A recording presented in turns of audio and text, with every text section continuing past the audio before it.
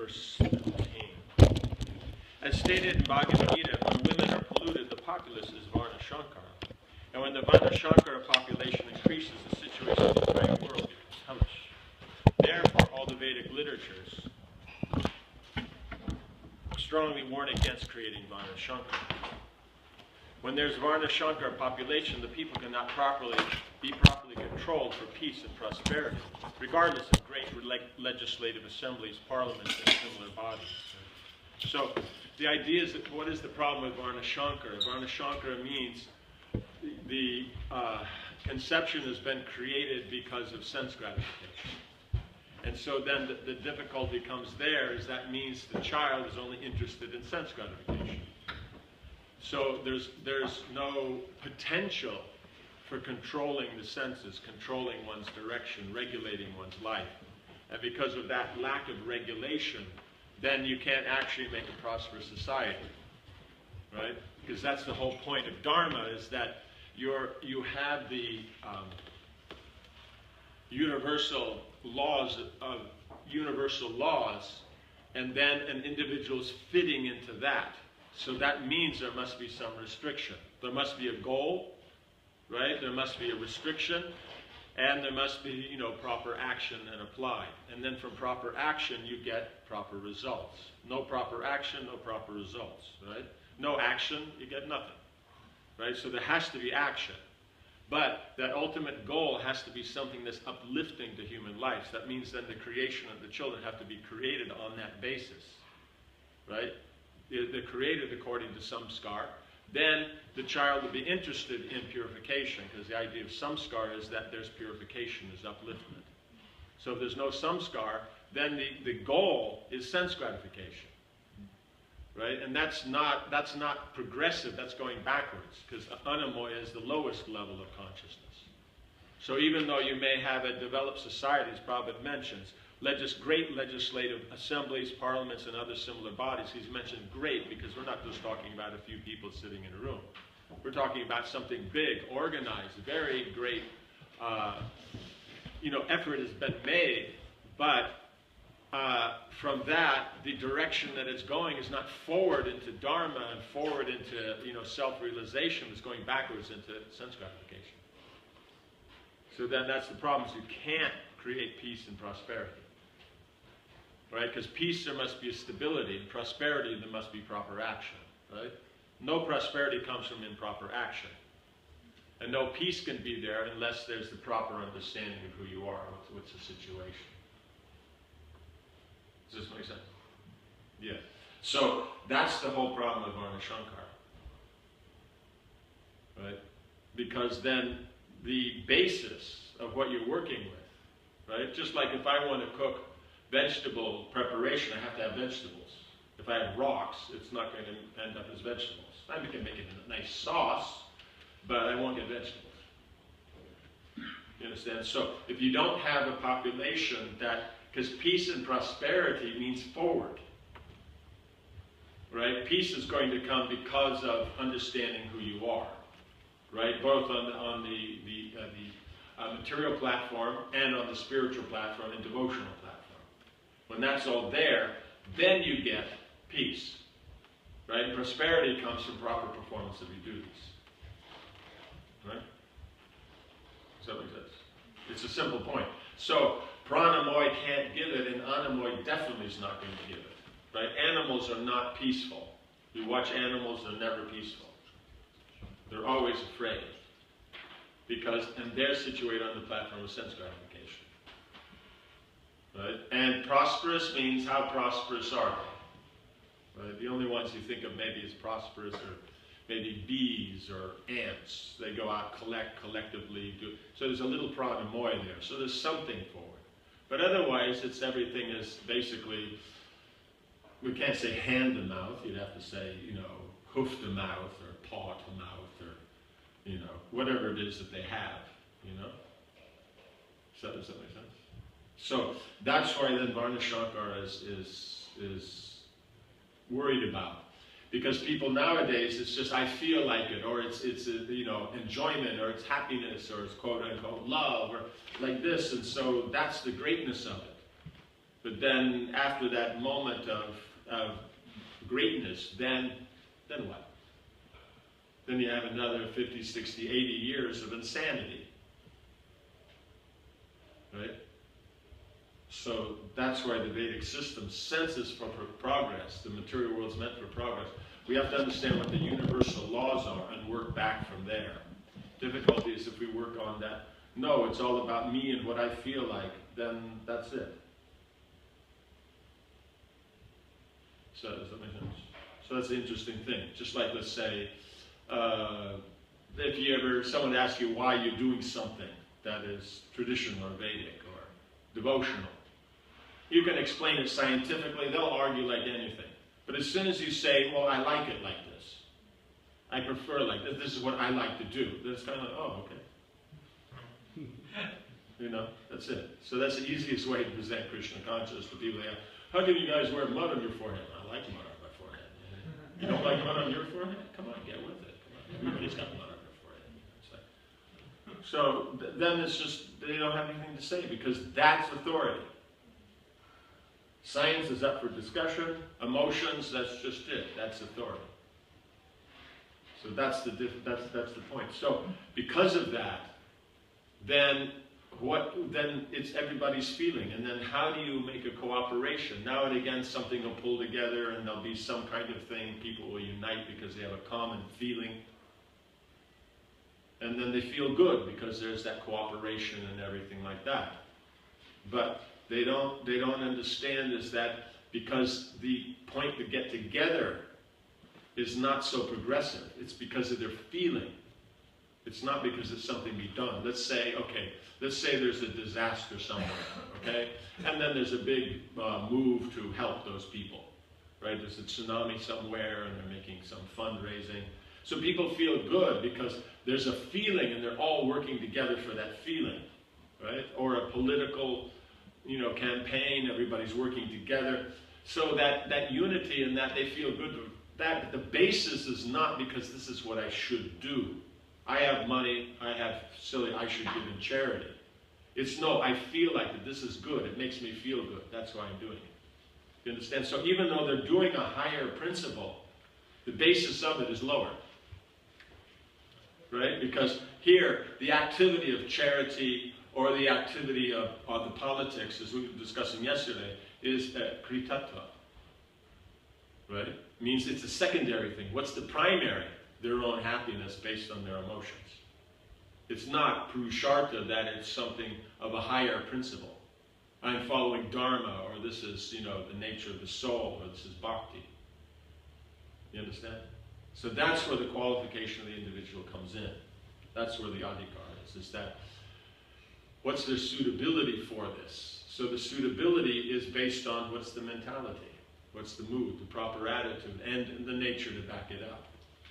Right? That they have the proper nature, they have the proper maturity, right? Just like, let's say, for example, you doing something, and everybody would like to take part. So before it was, the senior personalities, they would do these things, right? And everybody would watch and take part. Now it's kind of like, well, unless I do it myself, I don't get the mercy. Right? Before it was, you got the mercy just by being there. Now it's, you got to get the mercy. If you don't do it yourself, you don't get it. Right? So then everybody gets involved, and then the whole flavor, the whole environment of the festival gets lost.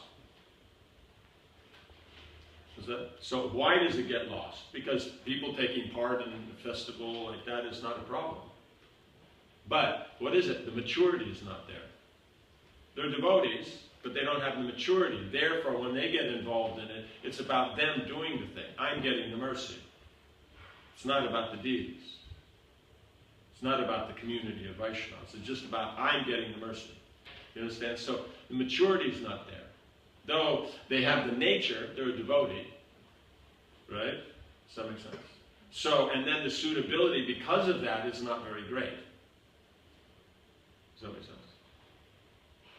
So that's the problem. So that's not a solution to okay, somebody is there, mature, and they become proud of their position. So the solution's not, now you get a bunch of, instead of one big proud person, you get, 100 small proud people. That doesn't solve the problem. You have to move everything forward into Krishna consciousness, right? Does that understand? So in other words, the Purushartha has to be clear. Because the point is there's a difference between me getting the mercy and pleasing Krishna. Does that make sense? They're connected. But there's a difference between pure devotional service and mixed devotional service. Pure devotional service, I'm, let's say, bathing the deity to please Krishna. Right? I'm his servant, so I've come to please him by bathing him. Right? Mixed devotional service is I'm getting the mercy. Do you understand? This may be a totally new concept. But there's a purport in the third canto where Prabhupada is explaining the difference between pure devotional service and mixed devotional service. Okay, you ready? Mixed devotional service is, I want to, serve Krishna, go back to Godhead, and live eternally in the spiritual world. Pure devotional service, I just want to please Krishna. The result of pure devotional service is you go back to Godhead, you live there eternally, and you'll be happy. But that's an effect. It's not a goal. The goal is simply Krishna's pleasure. Does that make sense? So in other words, when the Purushartha is main, then you get pure devotional service. When the Kritattva is main, then that's when it's mixed. Because it's about me, eternal life, because this temporary life's annoying. I want to be happy because here it's miserable. You know what I'm saying? I want to be in the spiritual world because it's a whole heck of a lot better than around here. Does that make sense? So, yeah, you can put it there. It's his problem. Does that make sense? So, much of the time we're taking mixed devotional service as the topmost. No, mixed devotional service is what we're doing because you have to be inspired, right? There has to be goals. But you have to see, you're trying to develop that your goal is pushed farther and farther until the goal is serving the Lord for his pleasure in prema. And all other considerations aren't important. Where I'm situated, what I'm doing, this and that. It's just Krishna's pleasure. Right? Because when you're dealing with the advanced levels of devotional service on the Uttama platform, then the first principle is the mood of the Brajavasis. Right? That mood to just please Krishna. Just please Krishna in pure love. That's common amongst all Brajavasis. The second stage is now what's specific for you. Mother Jashoda wants to please Krishna through the parental rasa. The cowherd boys through their relationship. The gopis through their relationship. That's secondary. That's the second platform, because that's not the primary. The primary is their love. The secondary is how they express it. Right? That's why the Sahajiyas are off, because they take the secondary as the primary. Oh, I'm a gopi in Vrindavan, and I'm doing this, and I'm doing that. It's all about me doing this and that. Where's Krishna come into it? Oh, I'm doing it all for Krishna. I'm doing it all for Krishna. You understand? This is what's happening. So, pure devotional service means Mother Jashoda loves Krishna. The secondary attribute is that she's doing it through parental rasa. So the primary is her love for Krishna. The secondary is the parental rasa. That's on the highest platform. But we see that this principle applies. That's how you distinguish between Sampradaya Bhakti and the Sahajiyas, or the impersonalists. Right? That's how you also know about caste Goswamis and other things like that. Why they're not, or the Smartas, while they're not considered Sampradaya, because they're worshiping Krishna, but their point is, at the end of this worship, is to go to the heavenly planets, or to get liberation. It's not bhakti. So they're only using bhakti to get what they want. Because practically, without bhakti, nothing works. Right? Any person in the world, they're getting any benefit from karma or jnana, it's because of bhakti. It's not very scientific, they don't know. But okay, the businessman, why does he get money? He puts in that effort, that bhakti, into his effort. But as soon as he makes the profit, bhakti's gone, and now he sits back and enjoys, and I'm the doer, I'm the controller, I'm the enjoyer, you know, and then I'm the friend of all living entities, right, because he gives charity. You understand? So nothing goes on without this, because the universal laws is what is functioning in the world. The materialists may not understand this. They may think, no, I'm doing everything the way I like, how I like, and all that. No, they're doing according to the modes. It's just a matter of whether they recognize the supreme in it or not, whether they recognize the Vedic authority or not. But that doesn't make any difference. Yes? Maharaj, I didn't understand how the businessman puts the bhakti in his activities. Okay, now he's he makes an investment. He puts so many millions of dollars into something, okay? Now, does he have to control his senses? Yes. Okay. Does he have to be acting selflessly here? In the moment? Yes. You understand? So all those qualities that we use, the secondary qualities, all these nice qualities that are mentioned here, like that. Where is it here? Truthfulness, mercy, austerity, all these tolerance, discrimination between right and wrong, they have to use all those. You understand? There's a devotion to the activity. It's not to the supreme. That's why it doesn't get there. You understand? So, you have those within the Vedic system, they are directing that bhakti towards Vishnu, but for a purpose of going to the heavenly planets or getting liberation. You understand? Well, the devotee, it's only for Krishna's pleasure. So mixed devotional service means we want to please Krishna and we want the material benefit. You understand? Or we want the spiritual benefit. Does that make sense? You know, it's just like this. What would you say about a friend who likes to come over to your house and hang out with you because he likes your house? Not very personal. Yeah. So then I'm serving Krishna because I want to get out of the material world, go back to Godhead. Yeah. It's the same thing. Yeah. You understand? But you're interacting with Krishna. It's based on Krishna. So for Krishna, he has nothing to gain. So because everything is his anyway, so there's nothing to gain. So for him, it's the personal interaction. So there's some personal interaction that's better than none. So he's happy with that. But if it's done because you come to his house because you like him, so whether he's in his house or he's outside or he's, riding on the train, you're happy to be with him. It's not about, I only like to be with you when you're in your house. Does that make sense? Yes. And just to illustrate this point of mixed personalism, impersonalism. Many years ago, I got a pamphlet from a religious group. Some person was saved and he took up spiritual life and going back to whatever happened of spiritual life. And he's getting past the border and there is God sitting on a elevated seat. Mm-hmm. It's a body,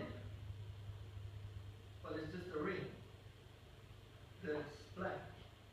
There's no eyes, no mouth. It's just a ring for a head, and black. Mm-hmm. Yeah. And he has worshipped this person to get there, and then it's like he gets the last blessing and says, "Okay, you can go." So it means into the heavenly gardens, or something like that. So it's like something like a door guard, or Yeah. it's just you have to worship him to get there, but the face doesn't matter because it's not about that relationship. You have blank nothing, or Yeah, no, it's just about God. So it's basically generic, then it's Brahman, or okay, he's the controller, he's the judge, he's the authority, he's Paramatma. So within the material world, no one gets beyond Paramatma realization. Bhagavan Bhagavan, dealing with on the platform of Bhagavan, only Vaishnavas deal there. No one else. It just doesn't happen. But because there is the concept that he's a person, therefore they're open to the Vaishnava theology. You know, or that he's the supreme controller, then they're open. So anything's an opening. Even Brahman, it's an opening. Because Krishna's Bhagavan, Paramatma, and Brahman. So it's a step, but as you're pointing out, then that's the weakness. It's not personal. That's the thing, ultimately, because it's about them going to the heavenly planets. Why? So they can enjoy. So that means their ultimate point, again, comes back down to Anamoy. Right? But they're willing to follow the rules of Pranamoy, or follow the rules of Manamoy, or even follow the rules of Vijnanamoy to get there, depending upon their nature and that. So they're able to be some austerity in that, or some knowledge, some practice. But their ultimate point is to get to the heavenly planets to enjoy. Because what do you do in the heavenly planets? You hang out with your family, you know, and do that eternally. Okay? Hope everybody likes their family before they go, but otherwise, because you're stuck. You know? How do you understand, like, I heard Srila Prabhupada said that there is this, that there are many, there are devotees in this movement who are heading to heavenly planets. Yes, yes. And what could be, what to say, indication of that when you... What's the indication of that? Yeah, in the community, or you know, like... It's just what... Can you maintain that if you're really in the Sangha, active and in the program, you know, or... It's basically it's at the time of death what you're taking shelter of. If you take shelter of Krishna, you go back to Godhead. It doesn't matter what you position. But the problem is if you're cultivating a neophyte mentality your whole devotional career, then there's the possibility that you might not think of Krishna. You might think of some other aspect. So that's why it's not recommended. The Madhyama platform being, and Nishta is the recommended minimum.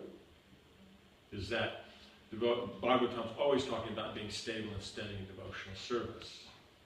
So that's the recommended minimum.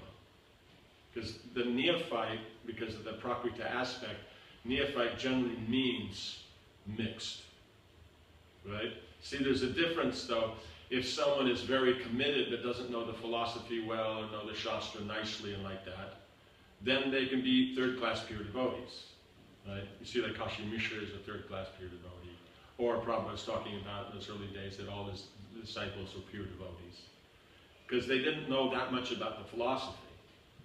Right? I think in 1970 it was figured out only Sat Swarup Maharaj, he actually read the books and knew something. Everybody else didn't know anything. Right? So that's when Prabhupada introduced the morning and evening classes. So then, but the commitment was that there, so that's pure devotion, because all they wanted was to please Prabhupada, please Krishna, like that. But when we start adding into it that all these community elements, not from the point of engagement, but from a point of an okay lifestyle. You understand? That's why Adhikar comes into it. When we're dealing with Sambandha, we have Sankarshan and we have Prajumna. So Sankarshan is the elements. Means, in other words, what is the application of the various rules and elements. Right? Sankarshan is what is there and what it can do and how it relates to everything else. Right? But when I'm going to apply that, right, into a process, then the qualification comes in. Right? I'm supposed to, okay, the person here is supposed to do this. Okay, the Pujari does the arti. Okay. But that's in Sankarshan. But when you talk about Prajumna, now what's the attitude? What's the maturity? What's the development? So therefore, what are the rights of that individual? But it's based on their qualification, not on their feelings. As we're saying, modern is, I have the feeling, so I have the right. But the Vedic is, doesn't matter what your feeling is, it's what's your qualification. You know? So that's the difficulty. So, prajumna then means is that you have to have the right attitude. Right? So if I'm a community member because this is what I can do for Krishna, then that's nice. You could be situated in pure devotion. But if I'm a community member because, the temple stuff, that's fanatic, and I'm just being real, and I'm being realistic, and I'm being practical, and everybody else is off the wall, that's just downright, straight up front neophyte. And it doesn't matter how long you've been around. We have to remember the soul's been in the material world since time immemorial, and the soul's older than that. So, therefore, one lifetime of that, our false ego makes us really big. But that's still a child. Because then it's about me doing what I want, me doing what I want. Because the point is their goal is their independence, and their independence is so they can have their sense gratification. And then Krishna's on the side. Does that make sense? So that mentality, if that's cultivated at the time of death, are you really going to take shelter of Krishna? You might, because the devotees are there doing kirtan, there's pictures. So every chance you could, great, and that's perfect. But why risk it? Why risk it that a lifetime of committed mixed devotional service, because it's superior to pure devotional service, and then at the end, then we'll go back to Godhead. So that's what you have to see. That's where it is. In other words, is one performing mixed devotional service, one knows it's mixed devotional service, knows it's not ideal, but it works for right now, but your ideal is pure devotional service. And that's your knowledge, that's your endeavor. That's the person who can go beyond. But the person who's performing mixed devotional service claims that it's as good as anything else, and claims that they're in just as good a situation as everybody else, that's basically a formula for going to the heavenly planets. Right there. Because they are doing devotional service, so they're better than anybody in the universe. So naturally they qualify as a demigod, because that's as good as it gets in the material world. So why wouldn't they become? Right? Well, in other words, next life, next birth, since they're committed to being here is great, naturally they get a better position than just hanging around here. So that's why Krishna in the Gita says the neophyte tends to go to the heavenly planets. The Madhyama then tends to be born into the family of devotees. That's if they don't go back to Godhead. You understand? It means the first option is no matter what your position you think of Krishna, you go back to Godhead. Then that's fine. But if you don't go back to Godhead, the tendency is that neophyte will go to the heavenly planets, the Madhyama will be born in the family of devotees. Right? And then after having gone to the heavenly planets, then that devotee will come back and be born in the family of, wealthy or religious or nobility or things like that. So all the rich people in the city and the powerful people in the city, they were in the heavenly planets. Right? And so they've done some devotional service there, that's why there's that much. So no one's in any good position without devotional service. We're thinking we're the few little weirdos on the edge here. But actually the universe is run by God and His rules. So somebody's in this big wealthy families because they've done some devotional service.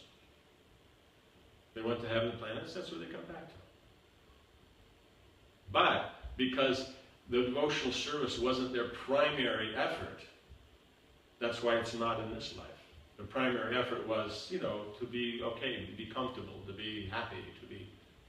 Does that make sense? So, what's the difference? You know what I'm saying? You know what I'm saying? The devotee comes to the temple once every 3 months, once a year, like that. Now let's just say we increase his bank balance by a few zeros.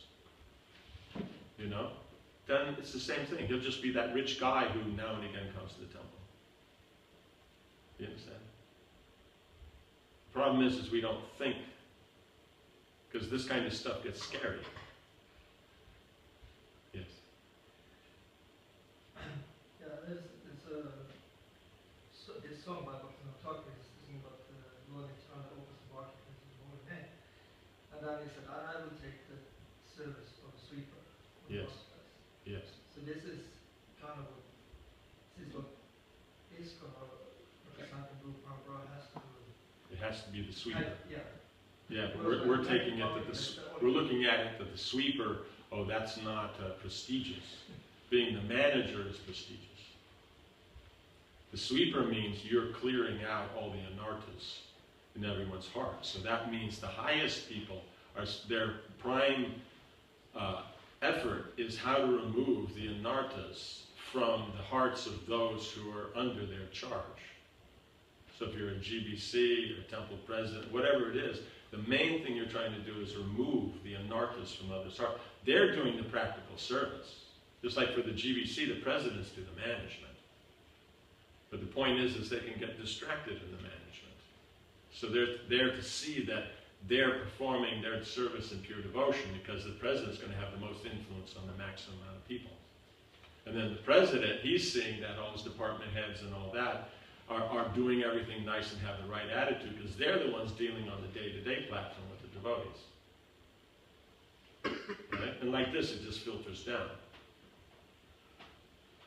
Does that make sense? The husband sees that the devotional standards are there, devotional consciousness is there, because the wife manages the house.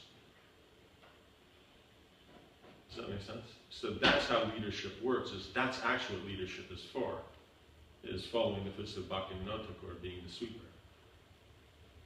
So the manager is not the top of the pile.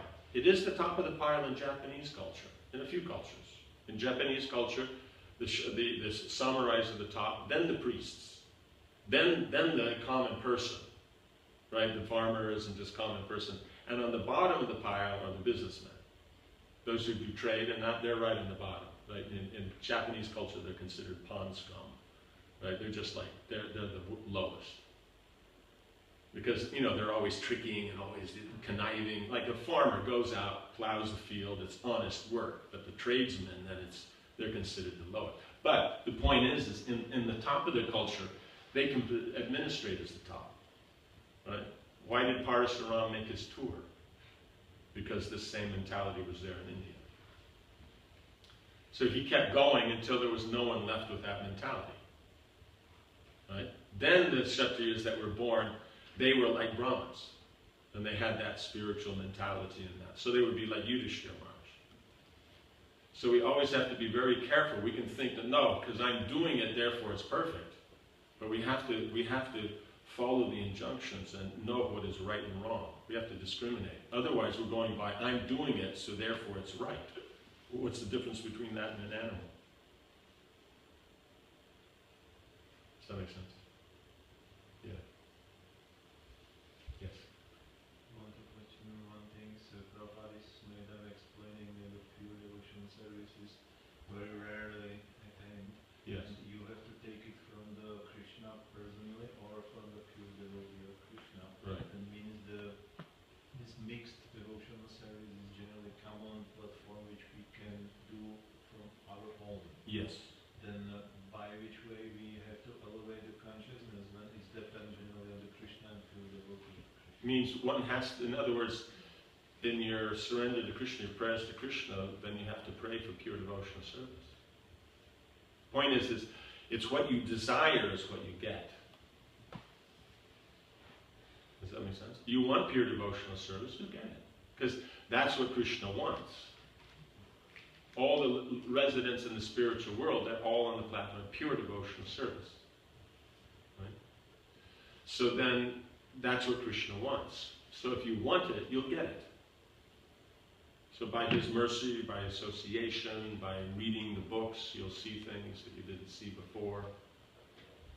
Like that. But you have to want it. So that's why, again, it comes back to the Prajumna aspect, is desire. If the attitude is right, you desire, then things progress nicely. Because as we mentioned, the Purushartha is based on this Prajumna aspect. You want the ultimate goal, that's based on your mentality. Right? How I deal with Sankarshan, that's going to get me the Kritatva. That's going to get me the secondary goals. Because the secondary goals is what I can see. right? Devotees work very hard, they get the temple, okay? That's Kritatva. What's the Purushartha? Purushartha is that now we can preach, serve Krishna, and things like that. Does that make sense? So the Shankarshan gets you the Kritatva, and the Pradyumna gets you the Purushartha. Does that make sense? So mentality is very important. So that's why it's Krishna consciousness, not about, international society for doing all rules and regulations from the Vedic literatures that most people think are archaic, society, that's not the point. The point is the consciousness, because if the consciousness is right, whether the externals are, great or not, it still works. That's the thing. Does that make sense? And how to be careful about this mentality of that I want something for myself, because it's generally emanates from the passion.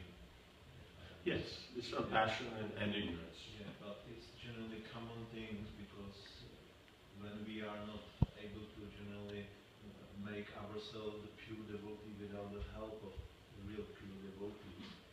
But here, these books, these are real pure devotees.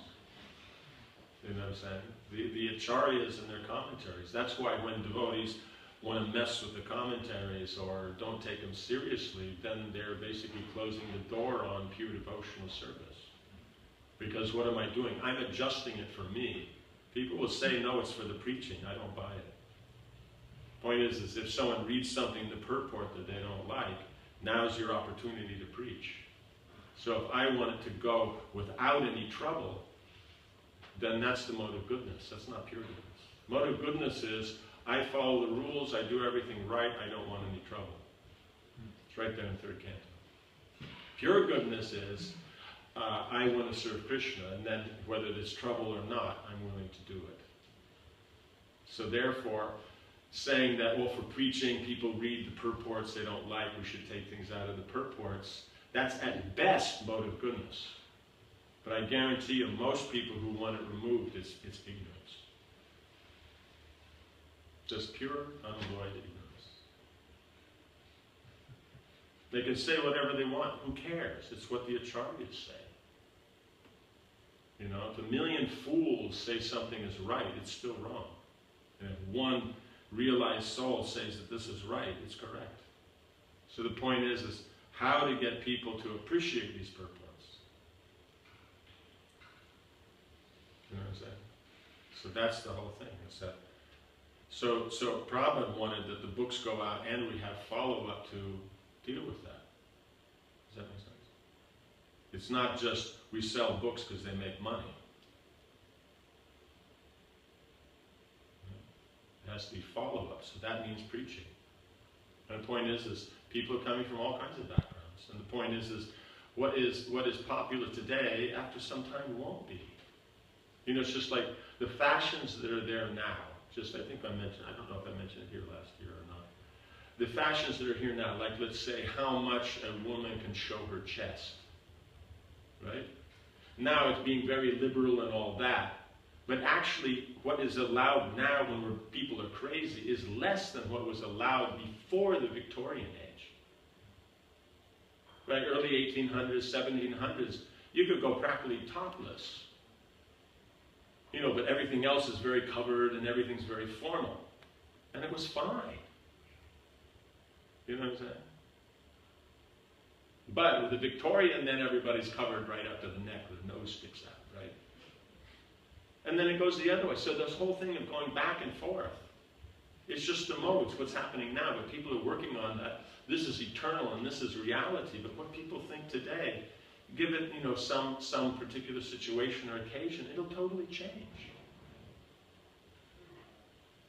So you can't base how we deal with the eternal on the temporary.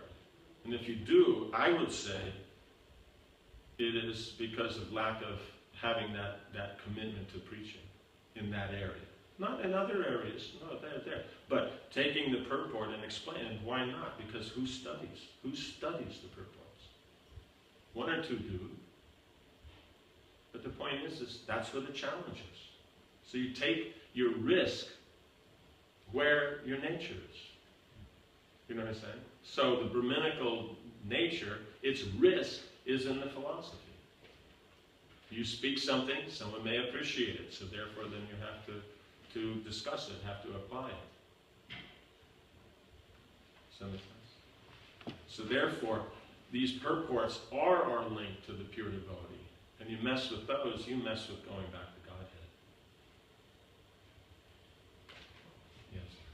I've heard some preachers, they kind of qualify the different statements in Srila Prabhupada's books that, like, if there is some mention about the different sizes of the brain between the genders and like that this is like secondary, it's not so important, so that can be like, kind of like left out.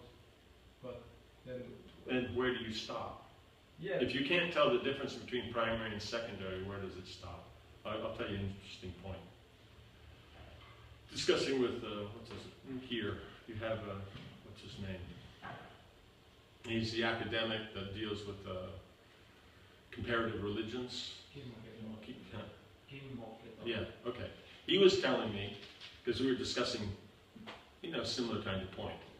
He was saying that he, I don't know when, but sometime back, I think when he was younger, he was traveling, he was in a bookstore, and he saw a book, and it was called The Other Bible, right? So being, a religious person, he thought, well, what's this? He opens the book, because the book was as fat as the present-day Bible. Yeah. So what's this other Bible? And so it explained in there that these are all the sections, all the verses and sections and that from the original Bible that were removed because it was seen that this won't work nicely for preaching or this or that. And he said it was as much as what's in the Bible now. Yeah. Right?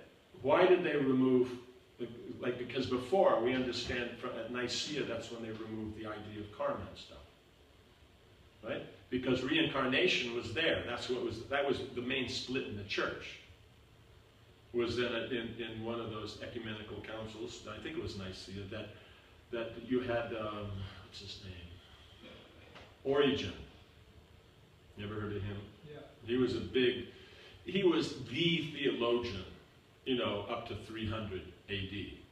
The 200 AD, whenever he was. He was like the authority, the big philosopher in the Christian church.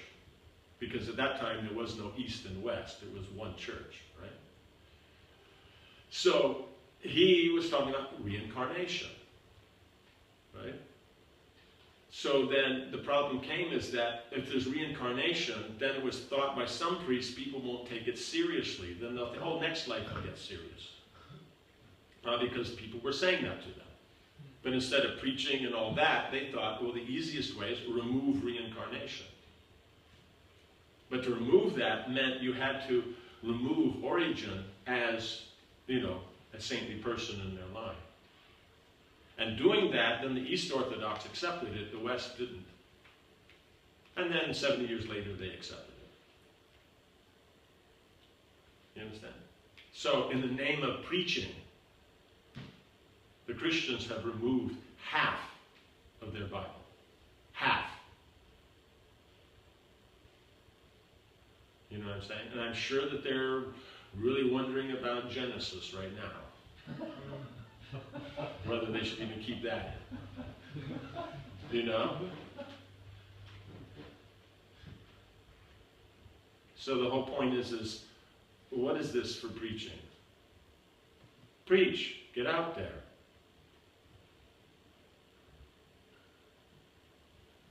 You know what I'm saying? Saying it's secondary, yes, so explain it. Can you explain primary and secondary? If you can't explain primary and secondary, what's the point? So we're more smart than Prabhupada? Prabhupada knows what's in his purports.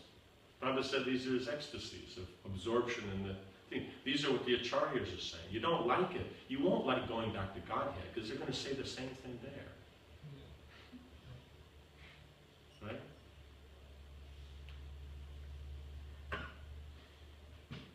what I'm saying? So for political correctness, we have to remember the front term on correctness is political. Not spiritual correctness, not Shastra correctness.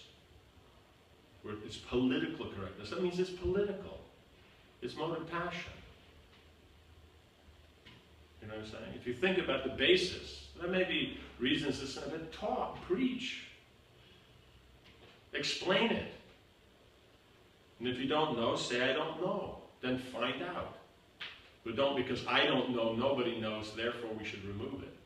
It's like, where will it stop? You know what I'm saying? Of this point about illicit sex. People won't like that either. Oh, no one's going to like that. One should not waste semen on sexual pleasure, violating the principles of it. Nobody's going to like that.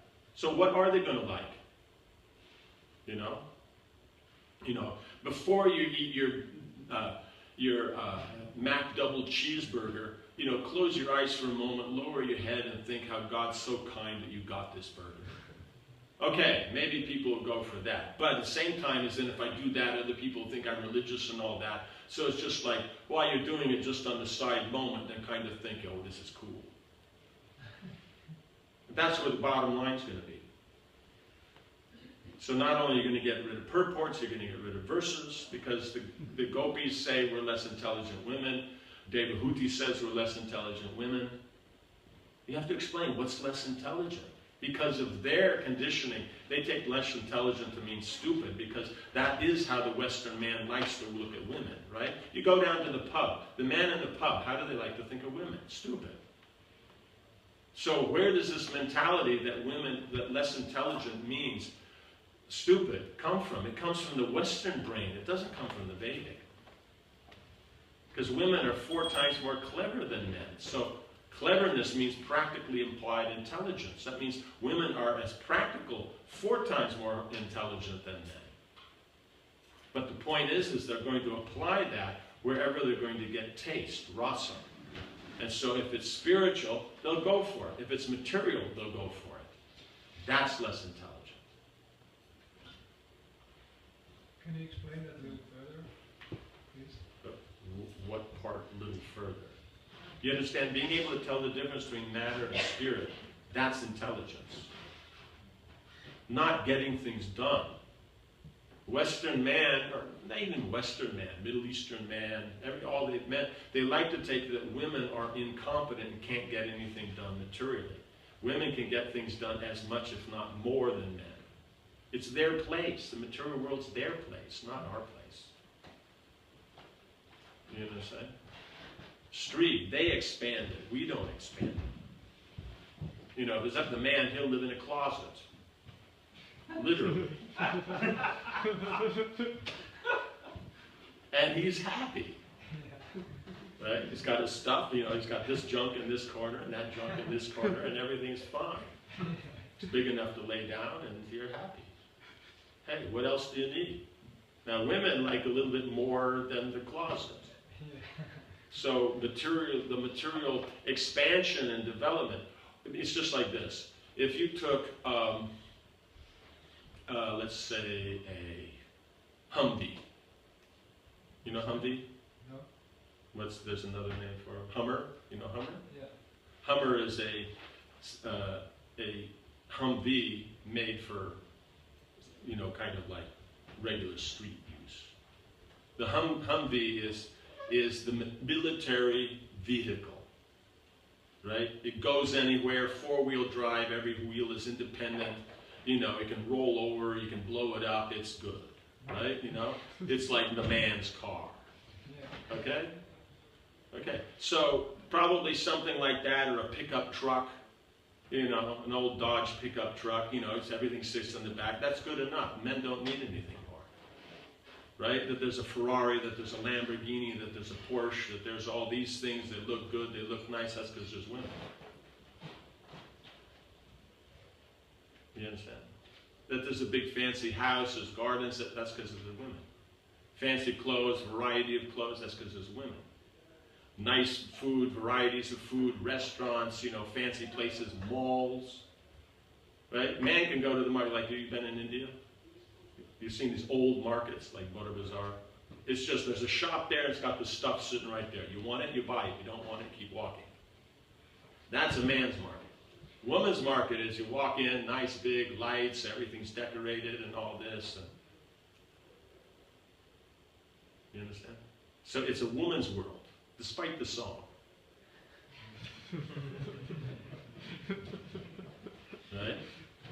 Because why are the men working? Because of the women.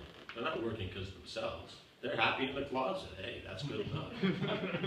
You know, so the woman has to go in there, kick the guy out of the closet and say, go to work. You understand? So, as far as the material world goes, women are way more intelligent. But they're so intelligent that you don't know it. Right? Who's in the newspapers? Right? Celebrities, politicians, and this and that. The big, have you ever do you ever notice, is any Rothschild in the newspaper? Rockefeller? You know, any of these families, are they ever in the newspaper? No. They're the ones that are making things happen. That's smart. So who's smart? The man's the one out there, the woman is not. So who's smart? You understand? So it's the Western men, or the modern man, that thinks women are stupid. So something coming from us, why when we apply our intelligence onto Prabhupada's purports and the Vedic literature, that we make this same mistake, and now it's the fault of the literature? That's cheating. Vedic literature is that less intelligence means not taking the time to tell the difference between matter and spirit. So therefore, if worshiping Krishna is nice, they do that, totally. But if doing something with the family is nice, they do that totally. So there's no discrimination between it. That's the less intelligent, not ability. You understand? Yes, no? Yes. So, therefore, then why would one want to mess with these things? Point is, if you don't understand them, that doesn't give you the right to remove them. And if you would want to remove anything from the purport, it means you don't understand it. No ifs, no ands, and no buts. It's just bottom line, you do not understand what the Acharya is talking about. That's it. And so why should, due to that lack of understanding, something be removed from the purport? You have to have no vision to think that. And it's not a matter of mass. Because many people think like that, so what? 7 billion people on this planet think sense gratification is the end goal of life. Does that make it right? And what's wrong with being different? In Alexander the Great? Okay, he used to go see Diogenes. Diogenes lived in a barrel. You don't get much weirder than that. Here's the emperor of the world, but he goes to see a guy who lives in a barrel. Why? Because he's got something to say. And it's different. They know it's different. In other words, people with intelligence, real intelligence, don't mind that it's different. It's people with so-called intelligence. It means you get a university degree, you think you're intelligent. Then they're the people that actually run the world. They're two different things. So, for this modern so-called educated mentality that they think they are the world, I'm sorry, they're not. And if we're going to change things for that particular demographic, why does that demographic think they're more superior than other demographics? They'll say the world's changing. Yeah, look at the Middle East, what's going on. That's pretty medieval.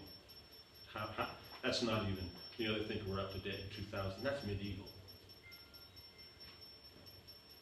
Right? So where's this progress they're talking about? Each individual, it's wherever they choose to be, that's where they are. So the point is do we want to follow the acharyas, understand and go back to Godhead, or do we want to make a comfortable life here and stay here? Because that option is there.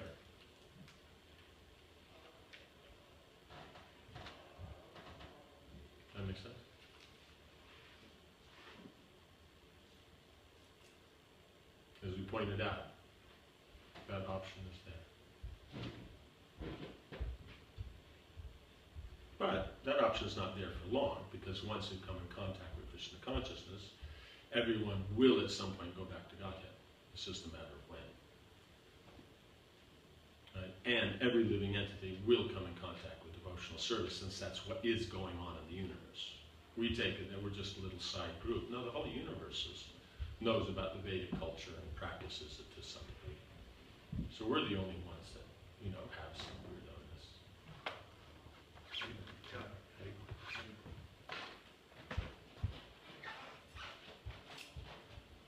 That makes sense? Yes, Maharaj. That answer? Yes. Once you mentioned about trying to get spiritual benefit, and Yes. I wonder why it is not pure to try to get spiritual benefit like this. Does it mean that it's not pure to try to become pure? Oh, is it pure to? That's a good one. Is it pure to become pure? It's pure to become pure, but then the point is that what's the point of the purity? To become pure is good. Why do you want to be pure? And I also wonder. No, do you understand? Why would you want to be pure? Because it's needed.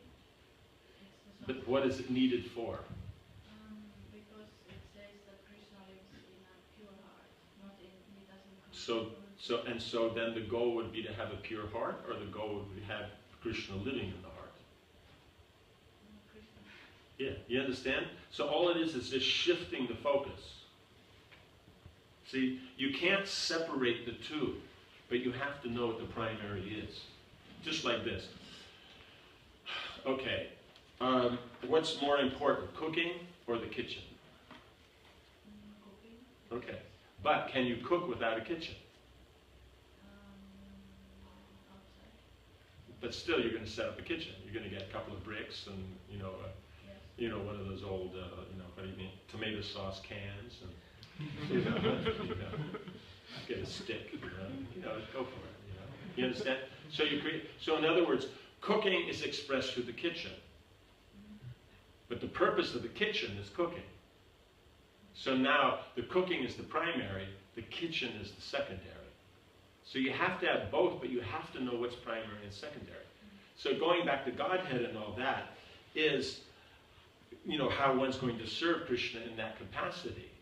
But it's secondary to the service to Krishna. Does that make sense? Okay. So now the problem comes is that, so that means Krishna is the primary, his energy is the secondary. Because how do you express Krishna's position except through his energy? Right? How do you know Krishna's Krishna except through his energy? Right? Like it says, Krishna is manifest through his internal potency. Right? When we always read, it's always Krishna through his internal potency is manifested, right? As opposed to external potency. Right? Like our body is manifest by external potency. Krishna's body is manifest by internal potency. The internal potency is non-different than him, but it's still his potency. So how do we appreciate Krishna? Through his energy. How do we know Braja Krishna? Right? Because there's Radharani. How do we know Dwarkadish? Because of Rukmini. How do we know Vaikuntapati? Because of Lakshmi. You understand? So the problem comes is that how we came into the material world is because we've made this mistake. It's about the energy rather than the energetic. So being in the spiritual world, you see the energy around you and think, this is nice, I can be happy with this. When the spiritual energy is the medium to please Krishna, to serve Krishna. So we've taken the energy on itself. So if you're only going to look at energy and not energetic, in the spiritual world that won't be appreciated, because that's everybody thinks about Krishna. But in the material world, then it's all about energy and not the energetic. Here it's about the energy and controlling it. It's not about Krishna. That's why we take these secondary points as very important, because that's how we're conditioned, that we think. The secondary is the primary. And yeah, of course it's for Krishna. You know, what about for... Yeah, of course it's for Krishna. Now let's get back down to the reality, the substance. No, it's Krishna as the substance. Because as we can see with you pointing out, leadership means to be able to explain this. See that everybody understands the primary and is using the secondary to the best of their ability and according to their ability.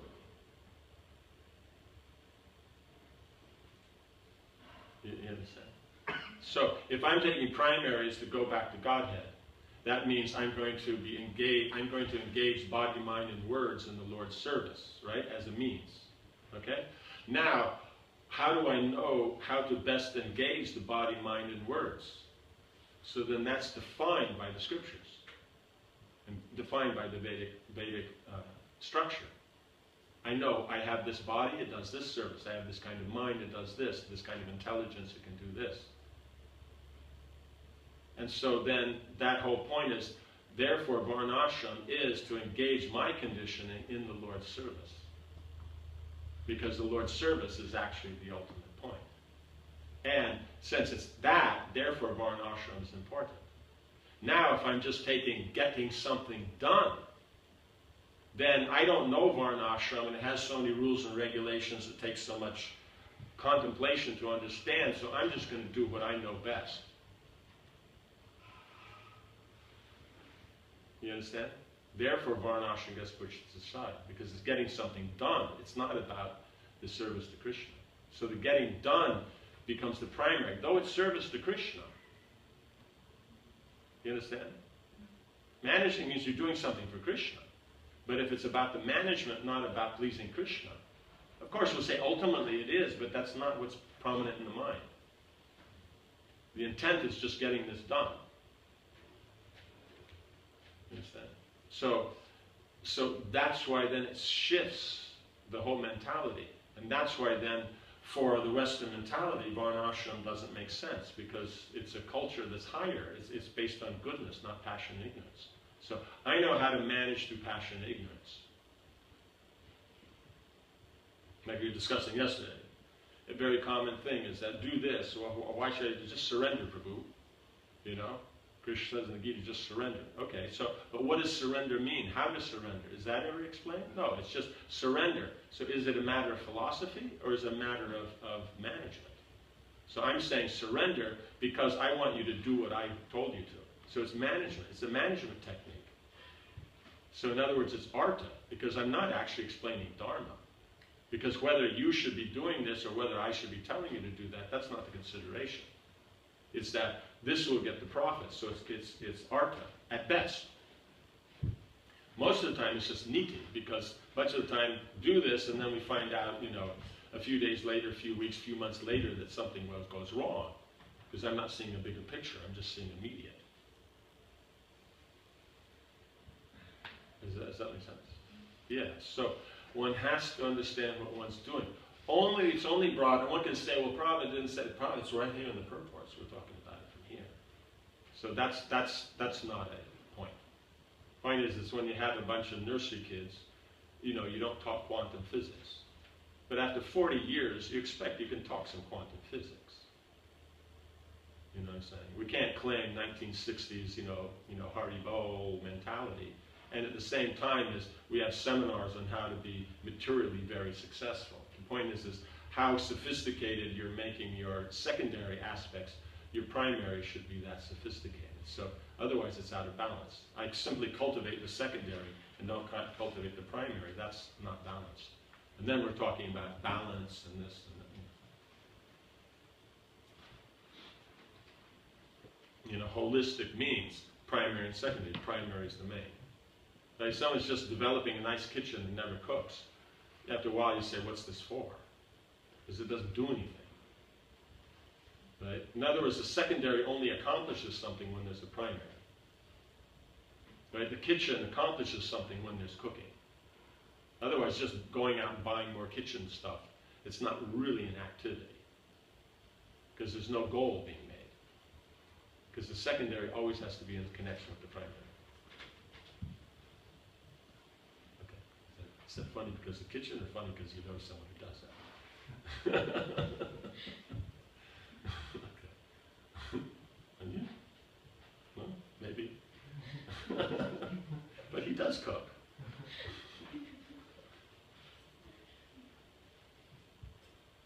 Does that make sense? Yeah. So that's what we're meaning there, is then you have to know how to connect those elements.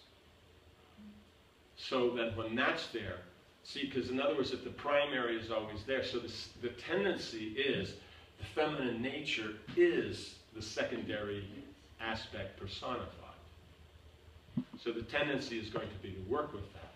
But the point is the feminine nature cannot be satisfied unless there's the balance that is connected with the primary. Right? So simply just connecting it with the mundane masculine is going to satisfy the conditioning, but not satisfy the soul. You understand?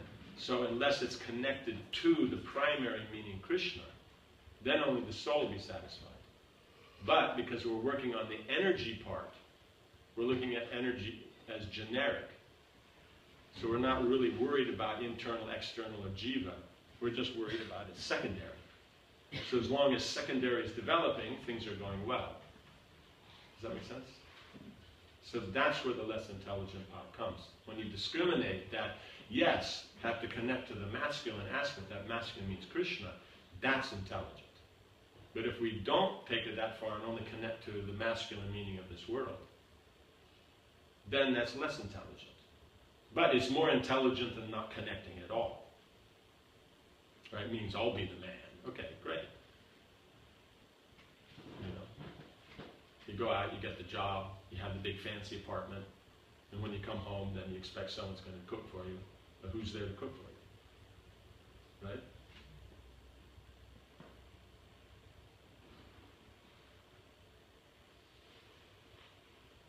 Yes. Does that make sense?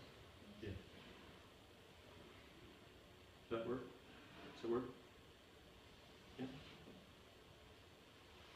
Yes. Yeah, in some sources, like Hari Bhakti realized the material benefits coming from devotional service are maybe more strongly emphasized. No, it's just you're dealing with every action gets a result. And there's going to be the spiritual result, there's going to be on the spiritual platform, there's going to be on the intellectual, on the emotional, on the physical. All those results are there. So then the point is then figuring out what is that. That then is what you have to do. Right? So, because you're dealing with the volume, it's going to explain all that also. Does that make sense? It will explain all that also.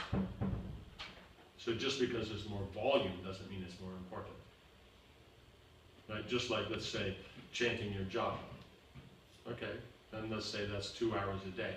What's the other 22 hours?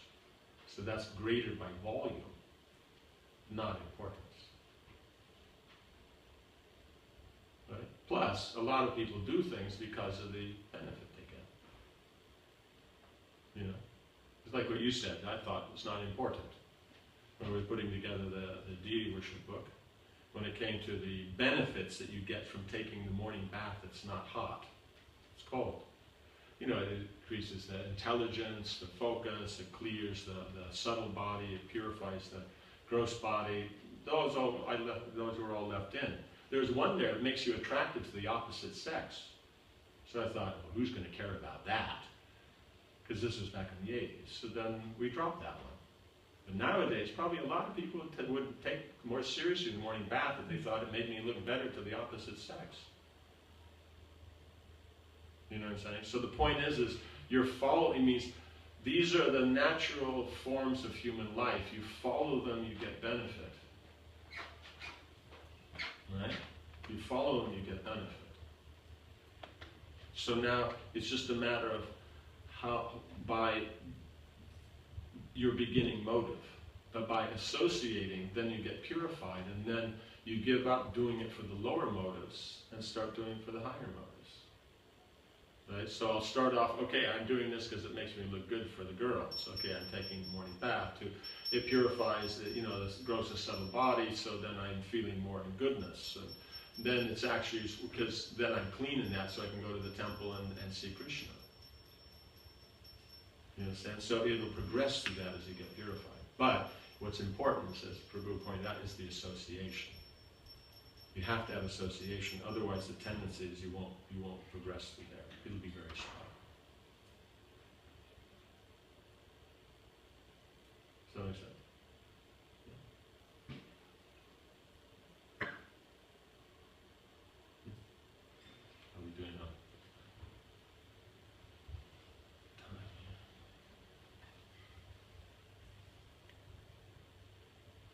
Okay. Okay.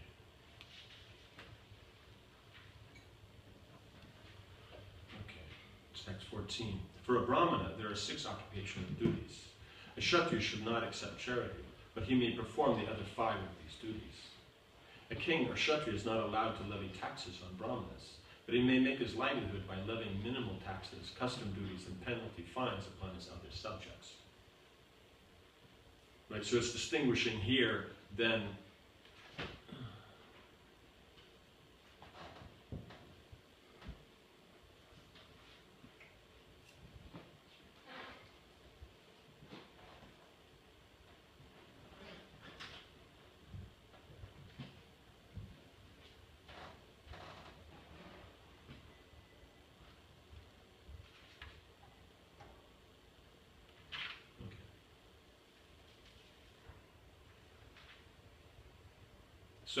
purport. Vishwanath Chakravarti Thakur explains the position of Brahmanas and Kshatriyas as follows. Brahmanas have 6 occupational duties, of which 3 are compulsory, namely studying the Vedas, worshipping the deity, and giving in charity. By teaching, by inducing others to worship the deity, and by accepting gifts, the Brahmana receives the necessities of life. Right? So 3 you have to do. That is your ashram, your duties. The other 3, then those are, occupation as such. Right? I should study the Shastras. Now, whether I teach or not, that's another thing. I should perform worship. Whether I do worship for others is another thing. I should give in charity. Now, whether I accept charity or not. Right? So, Kshatriyas, 3 of these for the Brahmin, Kshatriyas, and Vaishyas, then these 3 are all obligatory. Everybody should do that. Right? But especially the Brahmin should do that. Right? So everybody should study. Everybody should worship the Lord, and everybody should give in charity. Right? Now, generally only the Brahmins will teach others, do puja for others, and accept charity. But if need be, a Kshatriya, in times of need, he can teach others and can do puja for others, but he doesn't accept charity. Right? That's the point that's being made. This is confirmed in the Manu Samhita. Samnam tu karmanam asya trini karmani jivika yajana dhyapane chaiva vishuddhacha pratigraha. Of the 6 occupational duties of the Brahmanas, 3 are compulsory, namely worship of the deity, study of the Vedas, and giving of charity. In exchange, the Brahman should receive charity, and this should be his means of livelihood. A Brahmana cannot take up any professional occupational duty for his livelihood. The Shastras especially stress that if one claims to be a Brahmana, he cannot engage in the service of anyone else. So here, technically, professional means you're working for someone else. So technically, being a doctor, a lawyer, it means you have your own firm, your own things like this, a teacher. Those are Brahminical, they're not professional. Nowadays, they get lumped in because the modern thing is make everybody Shudras. Right? Business community, that's what they want. If everybody's working for them, it's good. All the Brahmins, all the Kshatriyas, everybody else is working for them, great. But in the Vedic system, no. It's not like that. So professional means Shudra. Right? You're one who works for someone, you have a particular skill, you're specialized in that. Right? It's not just common labor, but it's a specialized skill that you've been educated in. That's a profession. Does that make sense? So yeah. Otherwise, he at once falls from his position and becomes a Shudra. Srila Rupa Goswami and Sanatana Goswami belonged to a very respectable family, but because they engaged in the service of Navapu Shen Shah,